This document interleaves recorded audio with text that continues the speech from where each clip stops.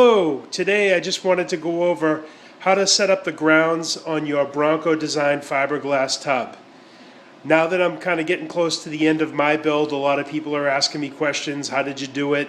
Where did you put the grounds? So hopefully this video will explain how I did it, and maybe some of those things will apply to your tub as well. So from the ground post and the battery, I sourced this newer Ford ground wire that came off of a F-250, I believe.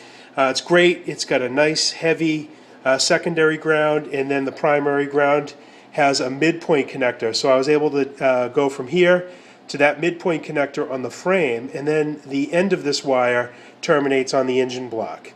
This wire comes down to this grounding point, and that's where I have things on the, I have the a ground wire that grounds my grill, okay, and that allows the signal lights to work. I have a ground wire that goes directly to the headlights, and then I have a third ground wire that goes to another accessory that I set up. I have an electronic heater control. On the driver's side, what I did is I added a ground wire from the back of the head on this side and brought it over to this ground point that I made. And all this really is a stud that goes into the pedal box. Normally there'd just be a bolt that attaches here, like that. But on this one, it's a stud, and then I have a nut that tightens that down.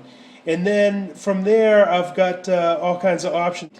I did put one heavy wire that goes from here inside to the A-pillar on the driver's side, and that's kind of like my main ground point for all the dash items. Here we are on the kick panel of the driver's side up high, and what you see is a hole that relieved the fiberglass around the ground stud. All I did is I took a 1 1/4 inch hole saw, relieve that fiberglass, so in the metal you see on the inside of that big hole is essentially the steel core of the BroncoDesign tub. So I relieved that, then I drilled a hole for a 5/16 stud, tightened it down with a bolt, and it gave me a good solid ground point for all the under dash items that might come up. I was able to just connect one wire from there to the dashboard, and that took care of everything. The heater blower motor needed to be grounded on the dash because normally that's grounded on the firewall.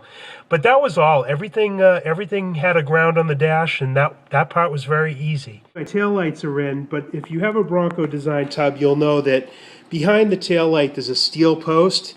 And as far as grounding your tail lights, all you need to do is ground to that post because you have provided the ground to the inner core up front. So I did that. Another thing I did is on the license plate wire, I put a stud in on the frame, and that allowed me to ground my trailer harness and my license plate light. And that's pretty much it. That's all the grounding you need to do on a Bronco. Thanks for watching the video, and I hope you enjoy it, and I hope it helps.